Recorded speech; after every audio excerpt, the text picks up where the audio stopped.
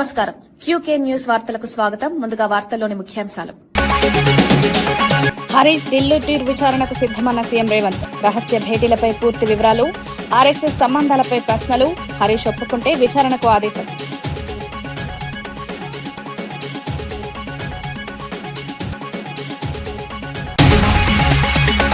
జగిత్యాలలో కవితలో ధైర్యం నింపిన కేసీఆర్ సందేశం. అలిశెట్టి ప్రభాకర్ కవితతో కార్యకర్తలు ఉత్సాహం పెంచిన కేసీఆర్, భయం కాదు ధైర్యమే శక్తి. సభలో కవిత చెప్పి కార్యకర్తలు ఆత్మవిశ్వాసం.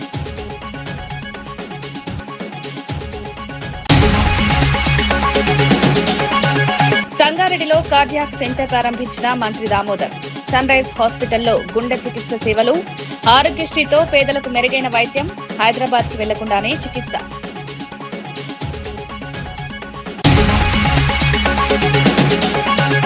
జర్నలిస్టులకు అక్రిడేషన్ ఇవ్వాలని కలెక్టర్కు వినతి. గుర్తింపు లేక ఇబ్బందులు ఎదుర్కొంటున్న మీడియా ప్రతినిధులు.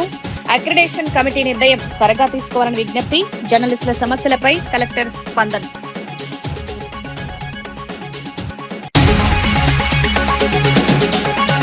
పర్యాటక అభివృద్ధిపై మంత్రి జూపల్లి సమీక్ష. టీజీటీడీసీ కార్యాలయంలో ప్రాజెక్టుల పురోగతి. తెలంగాణకు ప్రముఖ పర్యాటక కేంద్రం. మౌలిక సదుపాయాల పెంపుపై ఆదేశాలు.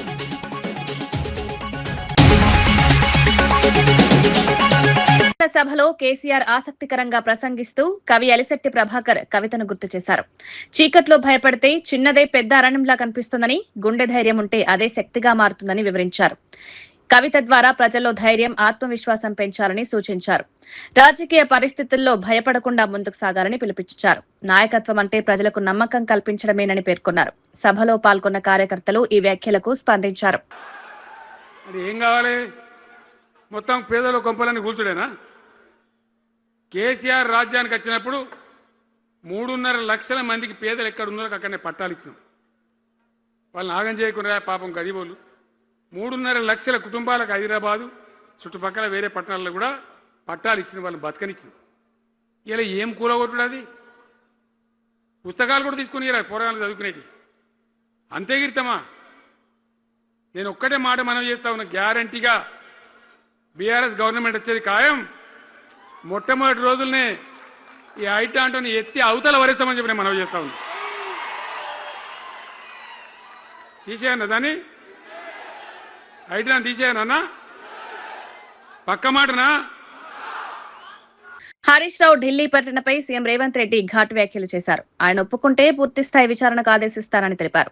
రహస్యంగా ఎవరిని కలిశారు, ప్రభుత్వంపై ఒత్తిడి తెచ్చే ప్రయత్నాలు జరిగాయా అన్నది బయటపెడతానన్నారు.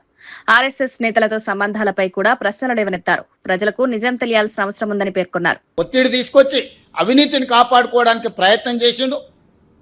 ఈ రోజు కాళేశ్వరం సంబంధించిన పీసీ ఘోష్ కమిషన్ కేసు అంటుండు. ఆర్గ్యుమెంట్స్ అయిపోయినాయి, రిజర్వ్ ఫర్ జడ్జిమెంట్ అని. జడ్జిమెంట్ రావాలి. జడ్జిమెంట్ ఉన్నాక న్యాయ నిపుణుల దగ్గరకు వచ్చి చర్చించేది ఏముంది మిత్రులారు, మీరు చెప్పండి. ఇప్పుడు ఆర్గ్యుమెంట్స్ అయిపోయినాయి, రిజర్వ్ ఫర్ జడ్జిమెంట్ అయింది. పోయిన వారమే జడ్జిమెంట్ ప్రకటించాల్సింది. జడ్జిమెంట్ పూరా తయారు కాలేదు. మేము 22 తారీఖు నాడు జడ్జిమెంట్ ప్రకటిస్తామని చెప్పారు. ఇప్పుడు చర్చలకే, ఇప్పుడు వాదించడానికే కేసు లేదు కదా. ఏ రకంగా ఢిల్లీలో పోయి న్యాయవాదులను కలిసి ఎవరి ముందర వాదిస్తారు?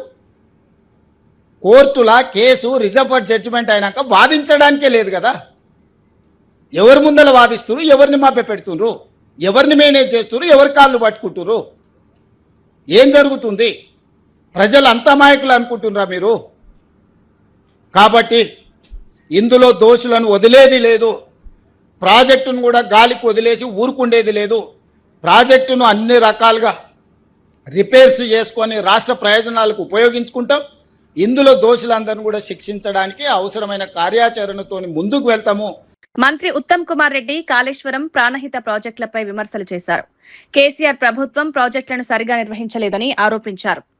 తుమ్మడిహట్టి వద్ద ప్రాణహిత ప్రాజెక్టును జాతీయ ప్రాజెక్టుగా ప్రకటించి తర్వాత వదిలేశారన్నారు. అవినీతి, నిర్లక్ష్యం వల్ల కాళేశ్వరం ప్రాజెక్టు దెబ్బతిందన్నారు. ప్రజల డబ్బు వృధా అయిందని విమర్శించారు. 8,000 కోట్లలో 16.5 లక్షల ఎకరాలకు నీళ్లు వచ్చేవి, గోదావరి జలాలు. మరి కమిషన్ల కక్కురుతో, అవగాహన లోపమో, మరి తొందరపాటు ఏమో కానీ తుమ్మడిహట్టి నుంచి మేడిగడ్డకి షిఫ్ట్ చేయడమే అసలు basic ఫ్లా in the whole project. అసలు మేము చూసిన మొత్తం డాక్యుమెంట్స్లో అసలు ఎందుకు ప్రాజెక్ట్ షిఫ్ట్ చేసిండ్రు, ఎందుకు 3-4 రెట్లు ప్రాజెక్ట్ కాస్ట్ పెంచిండ్రు, ఎక్కడ కూడా ఎవరు దానికి సరైన సమాధానం చెప్పడం లేదు. 38,000 కోట్లకు అయ్యే ప్రాజెక్టు ఈరోజు క్యాగ్ అంచనాల మేరకు 1,47,000 కోట్లకు చేరబోతుంది. అదేవిధంగా ఆ రోజు అక్కడ నీళ్ళు లేవని, సిడబ్ల్యూసీ అని పూర్తిగా ఫాల్స్, అదొక ఫేక్. అక్కడ నీళ్ళు లేవని ఏనాడు సిడబ్ల్యూసీ అనలేదు. మరి ఆ ప్రాజెక్టు పూర్తి చేసి ఏమైనా అదనపు వాటర్ అవసరం ఉంటే మేడిగడ్డ కట్టాల్సిందే, కానీ మరి అక్కడ నీళ్ళు లేవని, అదేవిధంగా మహారాష్ట్రలో సబ్మర్జెన్సీ ఎకరాకి మనం 50 లక్షలు ఇచ్చినా ఇంతకంటే it will be better project and cheaper project. So అది మొదటి పాయింట్. అసలు అంటే బేసిక్ కాన్సెప్టు, ప్లానింగు, డిజైను అన్నీ ఫ్లాడే. అదేవిధంగా మీకు ఒక ఆశ్చర్యకరమైన విషయం ఏంటంటే, వాళ్ళు అధికారంలో వచ్చిన తర్వాత ఆనాటి ముఖ్యమంత్రి కేసీఆర్ గారు కేంద్రానికి లేఖ రాసి తుమ్మడిగడ్డ దగ్గర ప్రాణహిత చేవలని జాతీయ ప్రాజెక్ట్ అని చెప్పి అది కొంత ప్రోగ్రెస్ అయిన తర్వాత ఆ ప్రాజెక్టు పూర్తిగా వదిలేసిండ్రు. అంటే 70% ఆ ప్రాజెక్ట్ అయ్యే ఖర్చు కేంద్ర ప్రభుత్వం భరించేది. అది వదిలిపెట్టి ప్రాజెక్టు కిందికి తీసుకొచ్చి పూర్తిగా మమ్మల్ని మన పిల్లల్ని వాళ్ళ పిల్లల్ని తాకట్టు పెట్టి high cost short term loans తీసుకొచ్చి కాళేశ్వరం ప్రాజెక్ట్ కట్టి అసమర్థత, అవినీతి, నిర్లక్ష్యం, తొందరపాటు వల్ల అది కూలిపోయింది. తెలంగాణ రాష్ట్రానికి తీరని నష్టం జరిగింది. ఈరోజు చెప్తున్నాను మీకు, ఈరోజు పోయిన ఆర్థిక సంవత్సరంలో కాళేశ్వరం తీసుకున్న అప్పుకే 16,000 కోట్లు ఇంట్రెస్ట్ మీద రీపేమెంట్ చేసినాం. మరి మాకేమి ఏది చట్టపరంగా చర్యలు జరగాలో జరుగుతాయి, విజిలెన్స్ కమిషన్ కానీ, జ్యుడిషియల్ కమిషన్ కానీ, మరొకటి కానీ. బట్ మాకు ఏ రాజకీయ దురుద్దేశం లేదని చెప్పడానికి మరి ఆ బ్యారేజెస్ రివైవ్ చేసి ప్రజాధనం అందులో ఖర్చు పెట్టిండ్రు, 1,00,000 కోట్లు ఖర్చు పెట్టిండ్రు. అది పూర్తి చేసి నీళ్ళు ఇవ్వాలనే మా ప్రభుత్వం కమిట్మెంట్. ఆ ఉద్దేశంతోనే ముందుకు పోతున్నాం. ముఖ్యమంత్రి రేవంత్ రెడ్డి గారు ఈరోజు ఈ మేడిగడ్డ బ్యారేజ్కి రావడం, మరి దాని సారాంశమే we want to go head with completing repairs, rehabilitation of barrage. BJP రాజకీయాలపై కాంగ్రెస్ నేత రాహుల్ గాంధీ విమర్శలు చేశారు. బీహార్లో సీఎంను మార్చి బీజేపీ నేతను కూర్చోబెట్టారని ఆరోపించారు. ఇదే విధానాన్ని తమిళనాడులో అమలు చేయాలని ప్రయత్నిస్తున్నారన్నారు. ఇండియా కూటమి దీన్ని అడ్డుకుంటుందని స్పష్టం చేశారు. ప్రజాస్వామ్య విలువలు కాపాడాల్సిన అవసరం ఉందన్నారు. రాజకీయ ప్రయోజనాల కోసం వ్యవస్థలను వాడుకోవడం సరికాదన్నారు. Because his past deeds have allowed the BJP to control him completely. And that is what they want to do here in Tamil Nadu. They want to have a government which they fully control. They want a chief minister who does exactly what they say. And that is something that we are never going to allow them to do. No matter what dream they have, they will never ever control the government or the people of Tamil Nadu. Jagtial సభ నేపథ్యంలో మంత్రి అడ్లూరి లక్ష్మణ్ తీవ్ర వ్యాఖ్యలు చేశారు. Jeevan Reddy చేరికతో BRS పార్టీలో వర్గపోరు ముదిరిందన్నారు. హరీష్ రావు ఢిల్లీ పర్యటన కూడా అదే సంకేతమని పేర్కొన్నారు. పార్టీ భవిష్యత్తుపై అనిశ్చితి నెలకొందని తెలిపారు. కాంగ్రెస్ పై విమర్శలు చేయడం మానుకోవాలని సూచించారు. ప్రజలు నిజాలను గుర్తిస్తున్నారన్నారు. రాజకీయంగా మారుతున్న పరిణామాలు బీఆర్ఎస్ కు ప్రమాదకరమని వ్యాఖ్యానించారు. సంవత్సర కాలం తర్వాత మాజీ ముఖ్యమంత్రి కేసీఆర్ ఫామ్ హౌస్ నుంచి బయటకు వస్తాడు, గాలి మోటార్ వేసుకొని ఇలా జగిత్యాలకు వస్తారట.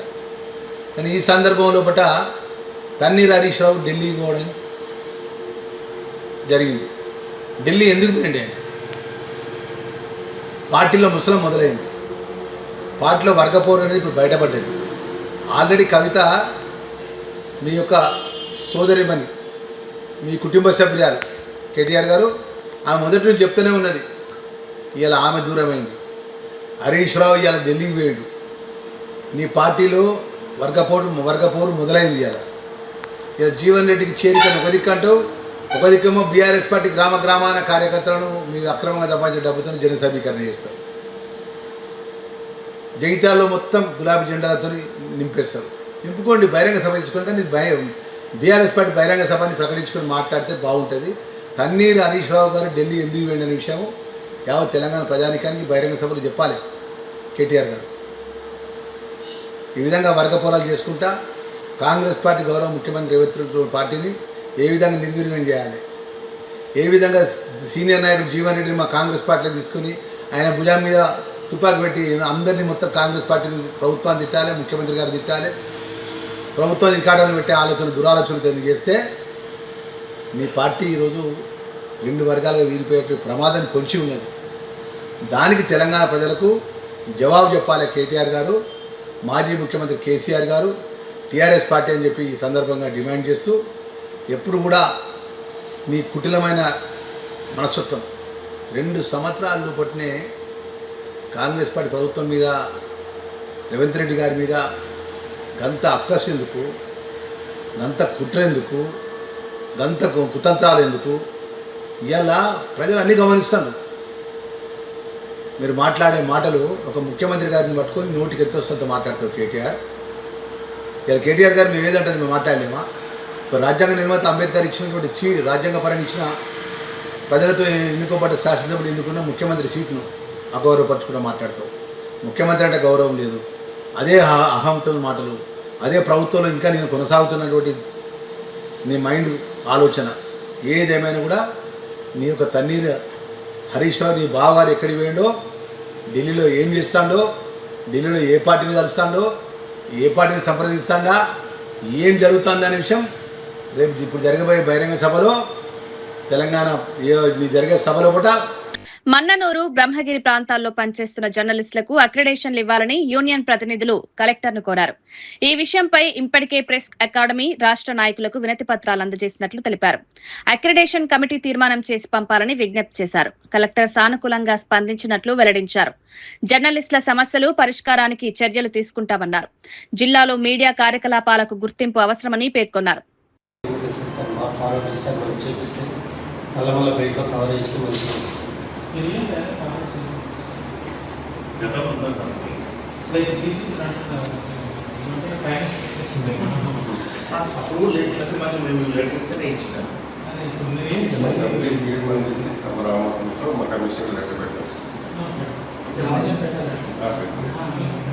మండలాలకు మాత్రమే ఇస్తారు కదా సార్, అంటే అక్కడ శ్రీశైలం ప్రాజెక్ట్ దగ్గర ఉంటుంది సార్.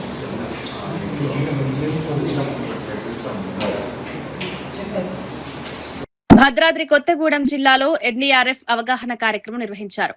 వరదలు, ప్రమాదాల సమయంలో ఎలా రక్షించుకోవాలో గ్రామస్తులకు వివరించారు.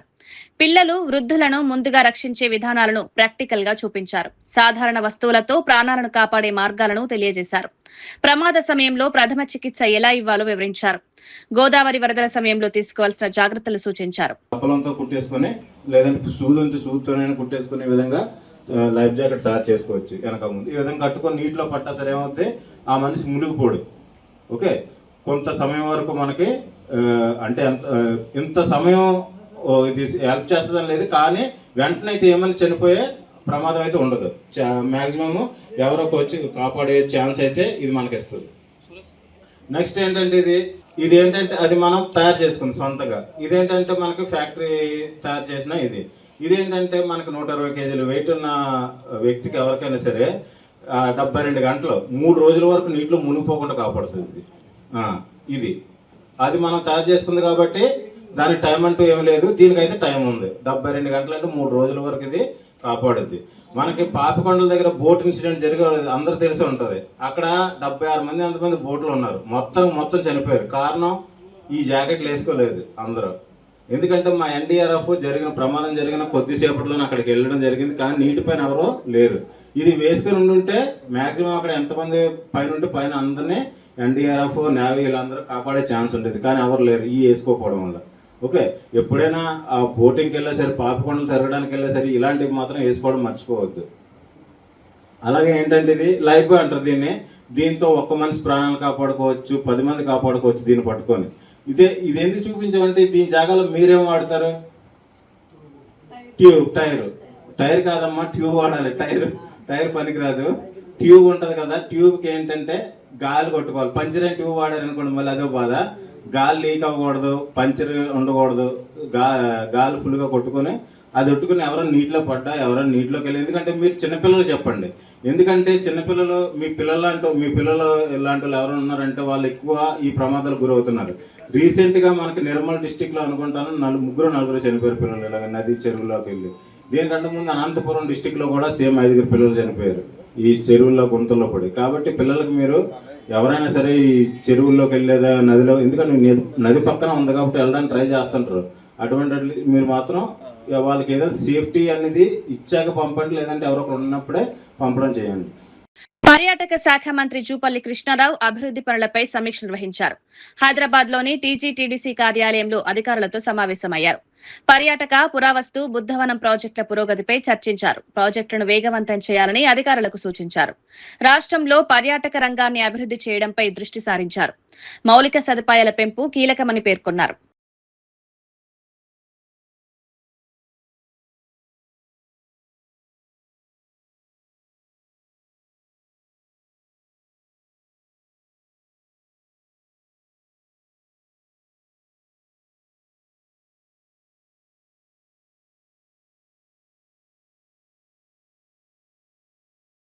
జీవన్ రెడ్డి బీఆర్ఎస్ లో చేరికతో పార్టీలో అంతర్గత విభేదాలు ముదిరాయని ఆరోపించారు.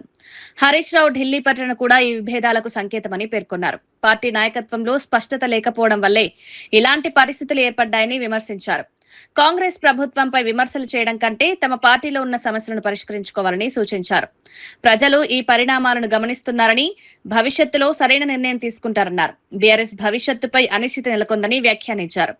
రాజకీయంగా మారుతున్న పరిస్థితులు ఆ పార్టీకి ప్రమాదకరమని పేర్కొన్నారు. నాయకత్వం బాధ్యతాయుతంగా వ్యవహరించాల్సిన అవసరం ఉందన్నారు.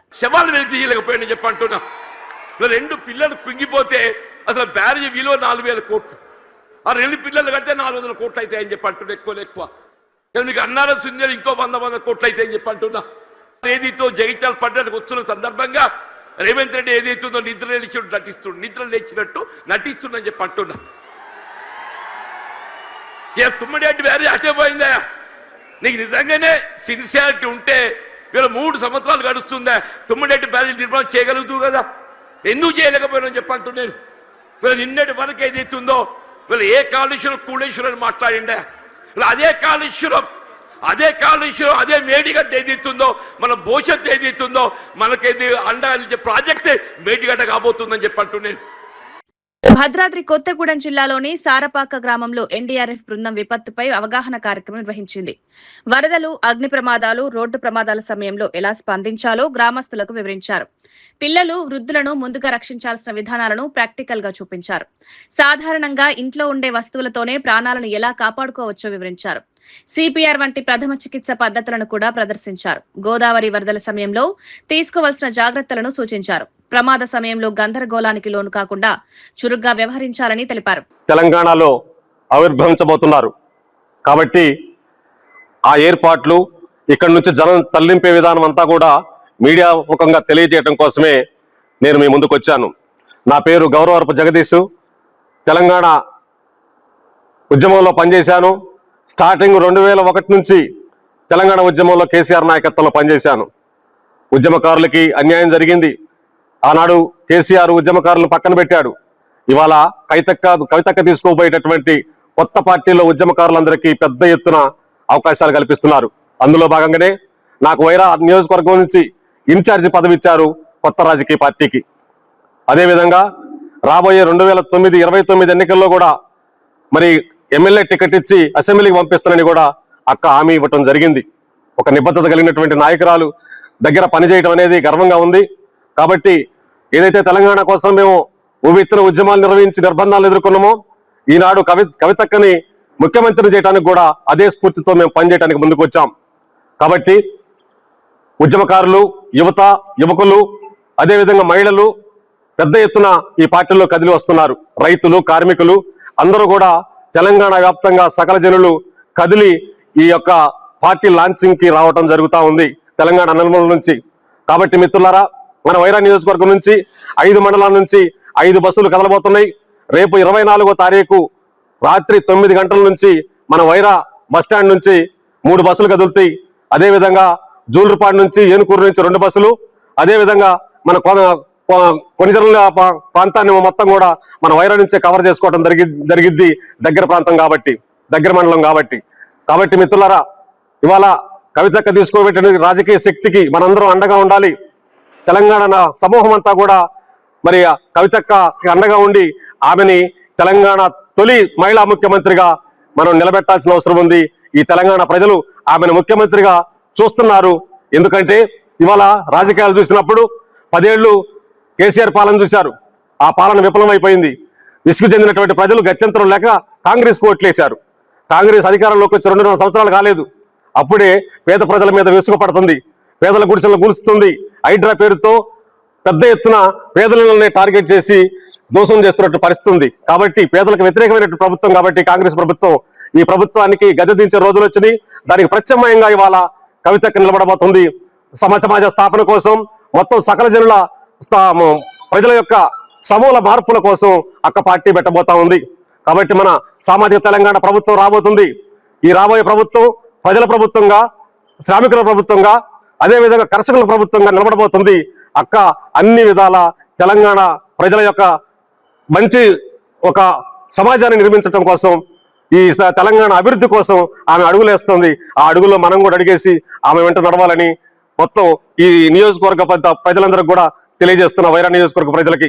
కాబట్టి మిత్రులారా, రేపు 24వ తారీఖు రాత్రి 9 గంటల నుంచి బస్సులు బయలుదేరుతాయి.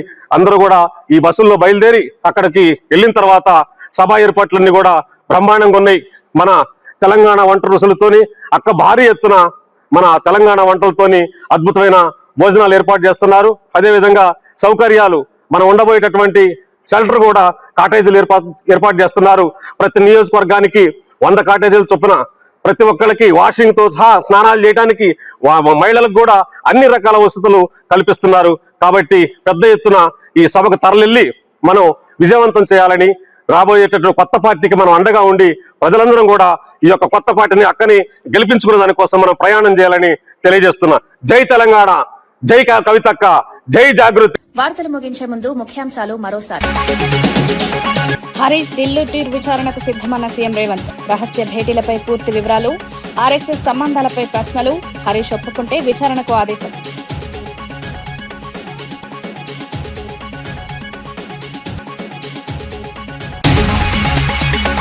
జగిత్యాలలో కవితలో ధైర్యం నింపిన కేసీఆర్ సందేశం. అలిశెట్టి ప్రభాకర్ కవితతో కార్యకర్తల ఉత్సాహం పెంచిన కేసీఆర్.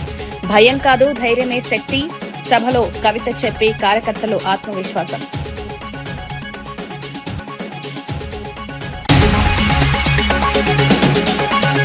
సంగారెడ్డిలో కార్డియాక్ సెంటర్ ప్రారంభించిన మంత్రి దామోదర్.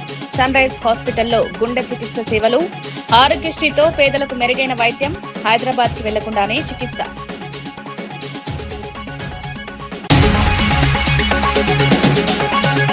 జర్నలిస్టులకు అక్రిడేషన్ ఇవ్వాలని కలెక్టర్కు వినతి. గుర్తింపు లేక ఇబ్బందులు ఎదుర్కొంటున్న మీడియా ప్రతినిధులు.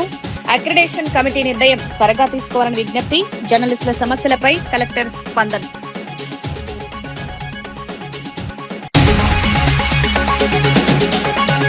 పర్యాటక అభివృద్ధిపై మంత్రి జూపల్లి సమీక్ష. టీజీటీడీసీ కార్యాలయంలో ప్రాజెక్టుల పురోగతి. తెలంగాణకు ప్రముఖ పర్యాటక కేంద్రం. మౌలిక సదుపాయాల పెంపుపై ఆదేశాలు.